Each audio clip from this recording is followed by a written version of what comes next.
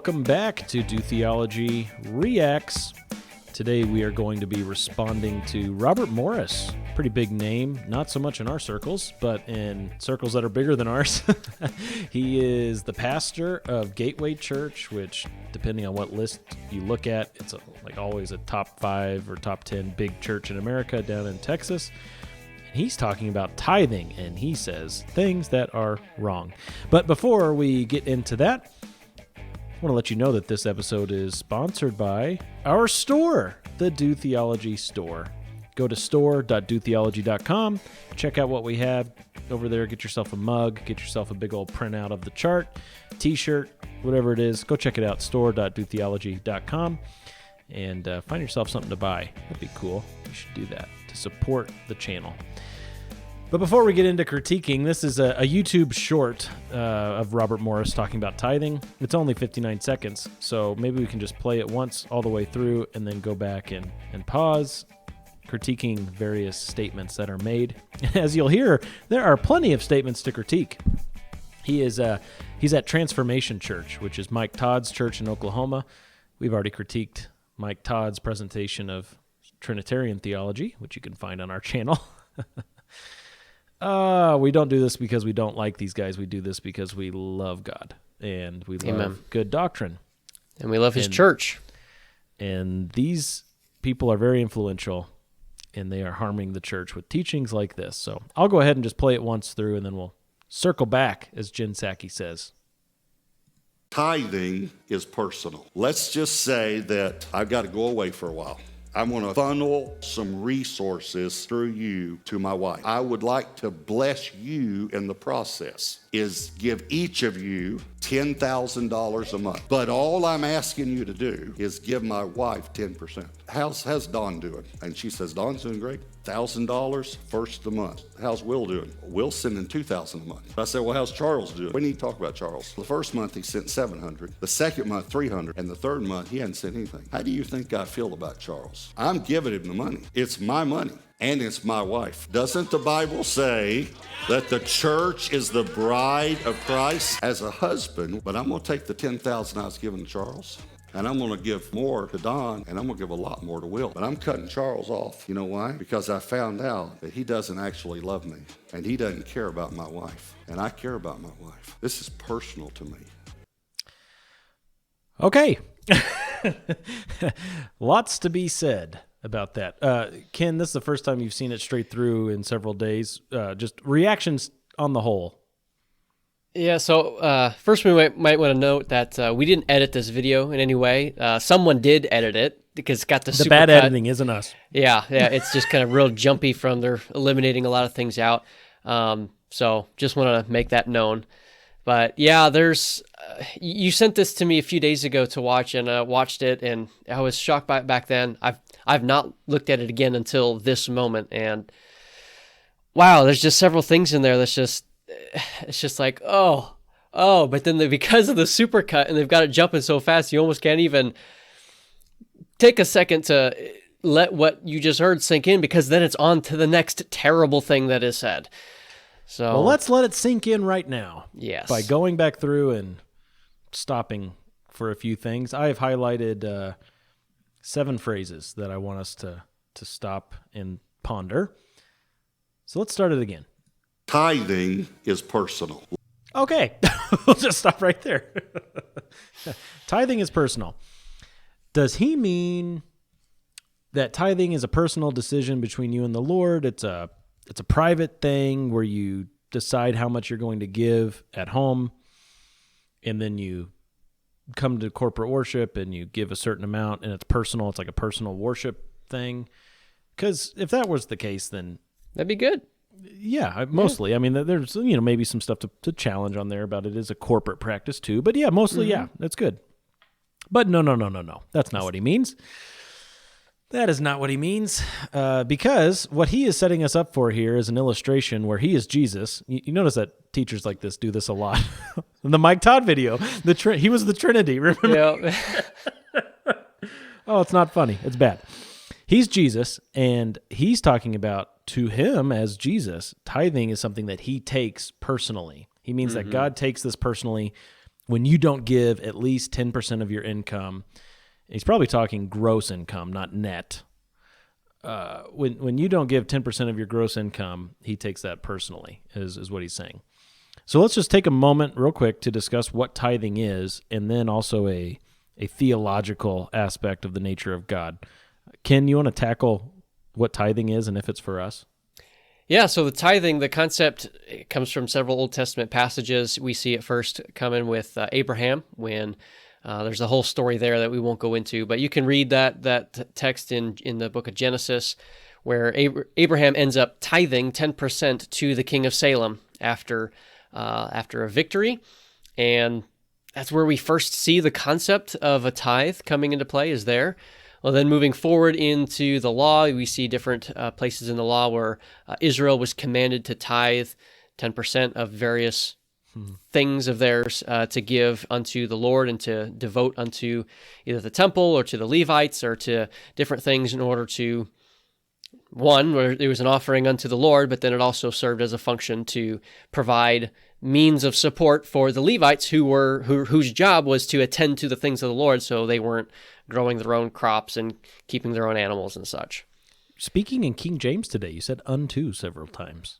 It's you're feeling King Jamesy on this Friday? Sure, maybe it's just so ingrained in me. It's just I didn't even think of it as King Jamesy. Oh. Well, yes, but giveth obviously. thy tithes unto the Lord. Sorry, I was distracted. Yes, it's for Israel. And yes, so, that's the bottom line, is that these are all coming from Old Testament texts. The command is to Israel. So the church doesn't tithe? We don't believe the church is Israel. True. Now, that would be a disagreement with many people probably watching this video. But yes, we believe that the church and Israel are two separate entities, and the commands that were given to Israel are not commands given to the church. And I think most covenant theologians would agree with, at least on the principle that under the Mosaic administration, there was a tithing command for various tithes, and now under the current administration of the covenant of grace, that doesn't apply to the church. Now, we'd say that that's getting us down a road we don't need to go down. Sure. But yeah, I think most Christians just realize, well, I shouldn't say that. No. There are lots of Christians who realize that we are not commanded to tithe. Not one time do you see a command to the church to give 10% of your income. That's just not what we're presented with. And sadly, there are many, many Christians out there who actually do believe, well, 10% is what you're supposed to give. God expects you to give 10%. And that's not to say that 10% is bad. In fact, the New Testament encourages generosity and encourages giving, and we'll talk about more of that later on. But the number, I guess, is what we're specifically talking about right now. Is there a requirement for believers in this age to give 10%? Right. So, yeah, it's good to have that foundation of what tithing is. I also want to give a quick foundation of the impassibility of God, an aspect of God's nature that basically what the impassibility of God is getting to, man cannot cause God to suffer. Some people talk about the impassibility of God, meaning that God doesn't have any sort of emotion or feeling, which isn't true. God certainly does. There's anger, there's joy, there's grief, there's all sorts of things that Scripture presents to us about God's feelings. However, man is unable to manipulate God emotionally. Man is unable to cause God to suffer in any sense. And God doesn't take things personally the way we take things personally. So as Robert Morris is here saying, because remember, he's Jesus in this illustration, tithing is personal. He's presenting Jesus as someone who takes tithing very personally, and what you do will either cause him to suffer or cause him to be really happy, really, really offend him or make him really happy. Well, God is actually never caught off guard by what happens, what people do. All of his responses to what happens in life are responses that he has ordained because God is outside and over all of time and creation. So I don't think Mr. Morris is presenting this illustration with that framework. That's a problem. So with all those things in mind, let's continue past the first second. We made it 1 second in and had all those things to say. All right, you ready for the next little bit here? Literal. Let's just say that I've got to go away for a while. I'm going to funnel some resources through you to my wife. I would like to bless you in the process. All right. So what he's saying here, there are some accurate things. He's talking about Jesus going away for a while. That's, the bridegroom is not here. That's when the disciples fast. Jesus taught about that. When he goes away, that's when the disciples will long for him to return. He talks about his bride, and here Robert Morris is talking about the church. The church is the bride of Christ. Yep. God is he's not only blessing people financially, in ways that affect them, but God does call his people to be cheerful givers, and God provides for people through the means of givers in the church, those who have his spirit and whom he directs to give. But then when he says, I want to bless you in the process too, what does he mean by that? Because that could mean something good, but that could also mean something bad. We are used of God to care for others, and that is a joyful experience. It is a blessing to bless others in such a way. But I don't think that's what he's talking about here, as the illustration will bear out. He's talking about receiving more money. The more that you give, the more money you're going to get. Mm-hmm. And this kind of gets into the whole reciprocity and co-labor discussion. We don't give to people directly. We don't give in order to get something in return. We are called to give sacrificially, to give the way that God gives, cheerfully, generously, joyfully. And boy, I just don't think he's coming from that perspective here. Do you, Ken? No, and he's setting up the whole thing to where the only reason money exists is so that you can give it to the church. And if you do that, then you will be blessed with more money as well. And it's just a strange way to set things up, but it reveals the worldview. Is blessing defined as monetary increase? I want to bless you in the process. I want to give you more money. God doesn't say that we will find monetary increase the more that we share monetarily. It's just it's not what God has revealed to us. It's not what God has promised to us. Yeah. And I should add too, as he's talking about being the husband to the bride who's going away for a while, there is I think he's making reference to Luke 19, the parable of the 10 minas that are given out, and how those servants steward the minas that they're given while the master is away. And we'll talk more about that later. But there is a parable from Jesus in Luke 19 that I think he's making reference to, but he just doesn't represent it accurately, and that's, of course, an issue. Mm-hmm. All right, next part. Is give each of you $10,000 a month. But all I'm asking you to do is give my wife 10%. Jesus doesn't ask us to give the church 10%. We already talked about that, but that's a major error. You can't just let someone say that and then act like, oh, yeah, that's true. It's just not true. That's a problem. We often use the word tithe, don't we? You probably hear that quite a bit. More in the Midwest than I would out here. Tithes and offerings that you get coupled together. Tithes and offerings. But one of my first experiences with a man in our church out here when we moved here several years ago was I said something about tithing just in that sense. Like, oh, where's the box for tithes or whatever? And he said, oh, don't say that word. And I was like, what? And you just kind of have to know the way this guy talks, but he was like, we don't give 10%. We have no way of even figuring that out exactly. You don't give 10%? And I was like, whoa, dude, it's just a word, like it's not that big of a deal.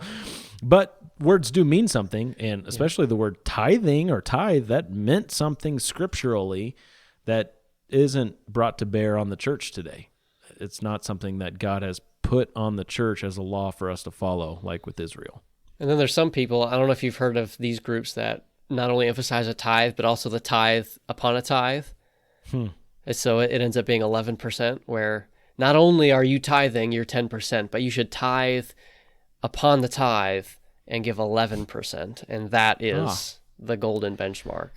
Or ever heard of tithe that? upon the tithe upon the tithe, 11.1%. Oh dear. Yeah, There's let's quite just a few. Yeah, there's some churches in this area that are quite specific on that. Yeah, let's just keep making up rules. You know, if we're making up rules, where do you stop? Well, the Bible instructs the church to give cheerfully, like we've been saying. I actually just preached on 1 Corinthians 16, where Paul says, each one of you at home, decide how much you're going to give according to as God has prospered you. So it would have been a great place to say 10%. Doesn't say 10%, doesn't say tithe. It says, according to as God has prospered you, you are to decide what to give and bring it to the treasury of the church. In 2 Corinthians 8 and 9, Paul's talking about the same gift that church has been storing up for, a gift for Jerusalem. And he speaks a lot about giving in chapters 8 and 9. Never once says tithe, never once says 10%. It's always about giving generously, cheerfully, with a heart that reflects God's heart, to do so for the right motives, the right reasons. And good stewardship is a calling on the Christian life. I mean, we don't want to pretend like, you can give or not give. It's all optional. No big deal. God doesn't care. God does care. But we haven't been given a 10% law, and we're called to be good stewards of what we've given or what we've been given, and to give generously. Giving to the local church is very important. It should happen. And it's an act of worship.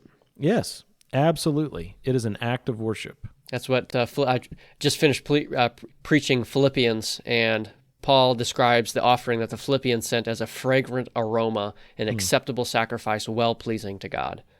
Yes. It is not something that's done for man. You're not giving to the preacher when you drop money in the plate or in the box or whatever. Depending on how good the sermon was, doesn't affect how much you give. It's what you do in worship to God, as God uses that means of his people giving to care for his people. Okay? All right. Next part of the clip. How's Dawn doing? And she says, Dawn's doing great. $1,000 first of the month. How's Will doing? Will's sending $2,000 a month. I said, well, how's Charles doing? We need to talk about Charles. All right. So he has three guys. There's actually three guys on stage with him here, and I'm assuming their names are Don and Will and Charles. Don's giving $1,000 a month off of his $10,000, hitting the 10%. And he says first of the month, it's one shot. He doesn't parcel it out throughout the month. He just, there it is. First Sunday, 10%, bang. Next guy, Will, he's giving 20%, $2,000 a month. And then you get to Charles. We need to talk about Charles. we need to talk about Charles. And so as you think about the illustration and the dynamic that's going on here, Robert Morris, who is Jesus in the illustration, he says he's asking his bride how the givers are doing. So it's like a status report on these three givers, and the church is telling Jesus how the givers are doing, which is pretty weird. It's a strange dynamic. Yeah, Jesus wants to know how much the people are giving. Okay. Let's talk about Charles. The first month he sent $700, the second month $300, and the third month he hadn't sent anything. How do you think God feel about Charles? Okay. Now we know a little bit about Charles. So we need to talk about Charles. We've talked about him. First month he gave $700, which is 7%. The second month he gave $300, which is 3%. And the third month, he hasn't given anything. The church is telling Jesus, we need to talk about Charles. And then Robert Morris says, how do you think I feel about Charles? So how do you think Jesus now feels about this guy who is given 700, 300, and then 0 for the 3 months?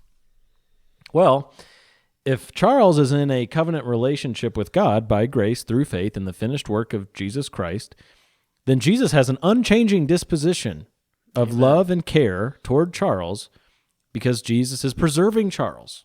There's therefore now no condemnation. No condemnation on Charles. However, if Charles has refused to cast his cares on the Lord Jesus Christ, then his relationship with God is one of total judgment and condemnation. As Jesus taught us, the one who hasn't believed in him is condemned already or judged already in John chapter 3, verse 18. So that's really where the conversation is, or should be.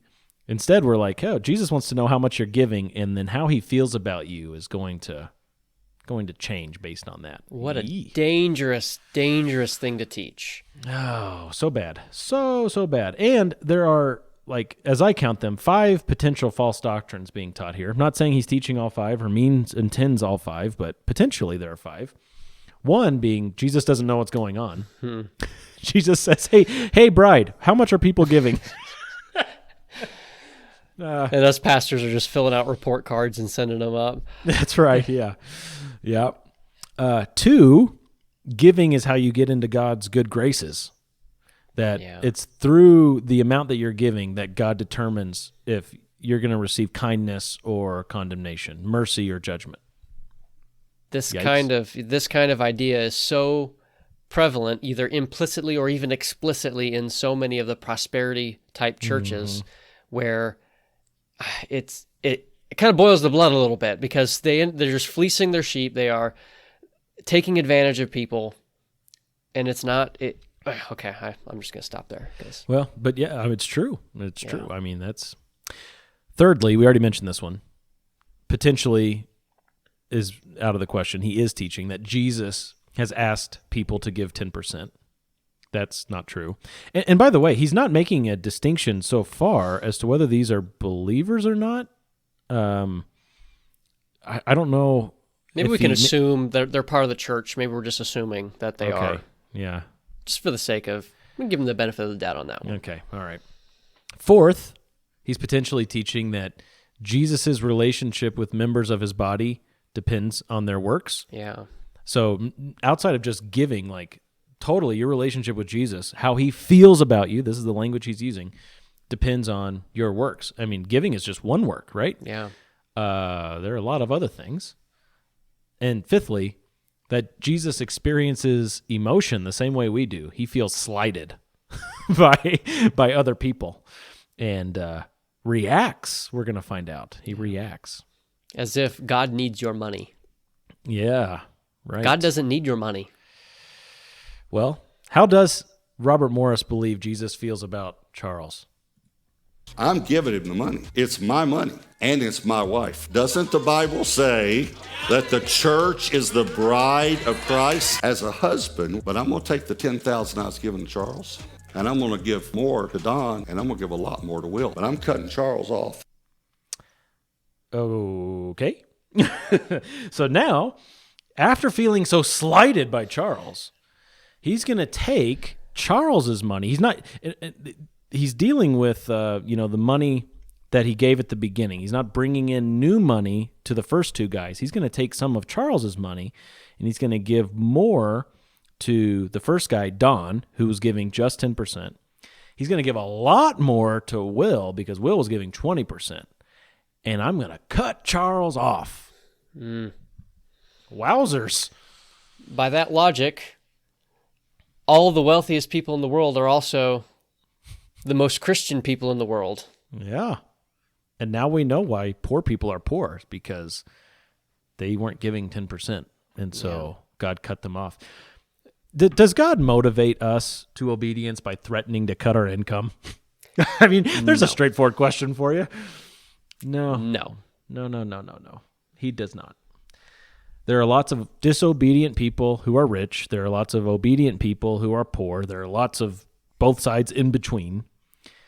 And the assumption in this teaching is that wealth is a sign of blessing from God. That if you're wealthy, then God is blessing you in response to your obedience. And now everyone can look at the other 2 guys out of the 3, Don and Will, and say, oh, they must be really holy, because they're rolling into church in a Mercedes or a Rolls Royce or whatever. They've got $700 tennis shoes. They must be really holy. And of course, this is the culture of prosperity churches, right? Absolutely. I mean, this is it. They've worked the way up the ladder of God's multi-level marketing strategy, and now, they're doing just fine. So that's bad. That's a bad teaching. Now, there is a course, a sense in which to everyone who has, more shall be given, but from the one who does not have, even what he has will be taken away. This is what Jesus taught in Luke 19. with the 10 minas, where the master returns, and there was one who hid his mina in a napkin because he knew that the master was a hard man. He was sowing where he did not reap. And the others who had taken that mina and had made more, they were given more. And the one who just had his one in the napkin, even that was taken away, and he was cut off and had nothing. Now, there are some differences between that parable and what Mr. Morris is presenting here. One being, that passage is not talking about tithing to the local church. It's not talking about giving 10% of your mina to the local church and then you get more minas because you did that. It's talking about multiplying the mina as a good steward. It's also referencing the future judgment when the master returns, not some throughout the course of your life, God's feelings kind of oscillate depending on how much you're giving to the local church. And the one at the end who gets his mina taken away and is cut off, he's someone without faith. In the sister passage of this in Matthew 25, Jesus talks about that final servant saying, throw out the worthless slave into outer darkness. In that place, there will be weeping and gnashing of teeth. He didn't trust the master. In Luke 19, Jesus said the reason why he wasn't doing anything with that mina was because he didn't trust the master. He was someone without faith. And whereas Robert Morris seems to be talking about church members, I guess. And yeah, it's just very interesting. And you have to wonder too, as Robert Morris is presenting God, where is God's patience? He gives you 3 months. Here, I'm going to give you 3 months to show that you're a good tither, and after 3 months, I'm going to come in and I'm going to take away your income if you're not up to snuff. Whoa, a hard man. Wow. Any thoughts to all that, Ken? I just went on for a long time. That's all right. No, it really, the passage that comes to mind, it comes to mind with a lot of these kinds of false teachers is 2 Peter chapter 2. Many will follow their sensuality, and because of them, the way of truth will be maligned, and in their greed, they will exploit you with their false words. Their judgment from long ago is not idle, and their destruction is not asleep. So many of these prosperity churches and churches that teach this sort of thing to manipulate the people into giving with this threat of God's displeasure upon you if you fail to give exactly your 10%. It is motivated by greed. It is motivated by things that are not holy, and they will face God's justice and God's judgment. They will have to give an account for their actions. Yep, it's motivated by greed on the one hand. Well, when you think about the people they're teaching, their greed, saying, hey, if you do this, if you follow my teachings, you'll get more money. So that speaks to their greed and motivates them to give. But then also, on the other hand, it's if you don't, then it's condemnation. Mm-hmm. There is no gospel, there's no grace, there's no love, there's no mercy, there's no patience, there's no long-suffering, no kindness, no gospel. And teaching us, like you mentioned before, teaching us to rely, our relationship with Christ is dependent upon how we do. That is a works-based relationship. Totally works-based. It is completely devoid of the gospel. Like it's just completely, it's just not here. There is no gospel here. When we disobey, does God discipline his children? Yes. But does his disposition ever change? Does he ever threaten to cut off our income after 3 months of not tithing? No. Tithing isn't a command for you to obey, Christian. You're not under law, you're under grace. And God does not threaten to take your income down to zero and to make you suffer until you pay him enough. What comes to mind is an old Michael Card song. I don't know if this is... nice. Yeah, how about that for a reference? But there's a line in the song that says that God's love for us, he cannot love more. Like, he has loved to the extreme extent. He cannot love more, and he will not love less. Amen. Well, let's finish out this. We got 8 seconds left. The last place we stopped, he said, I'm cutting Charles off, and then he gives a final explanation. You know why? Because I found out that he doesn't actually love me, and he doesn't care about my wife, and I care about my wife. This is personal to me. Okay. He doesn't actually love me, and he doesn't care about my wife. This is personal to me. Charles was averaging $333 donated to the church in his vernacular, given to God $333 a month. That's not small. It's not nothing. Mm-hmm. I mean, in light of a $120,000 a year salary, could he be giving more? Probably, but he was giving something. I mean, I don't know what to say when you're not under a tithing law.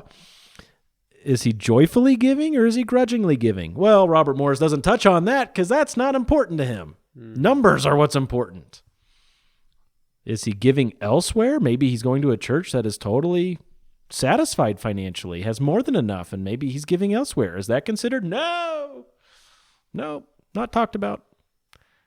You give 10%, Charles, or I'm cutting you off. 1 John 5.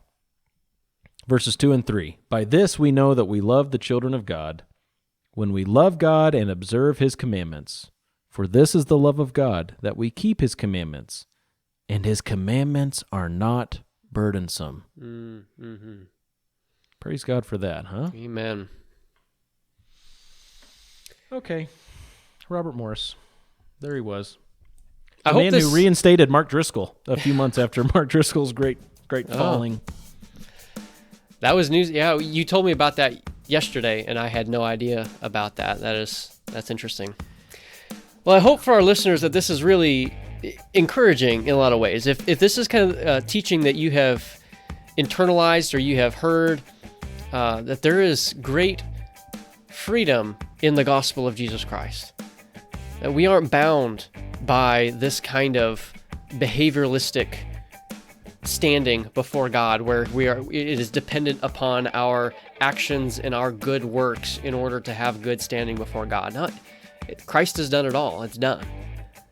And we have this opportunity. We have the joy of giving to our local church, which is a good thing. And it is good to give generously. It is good to give sacrificially.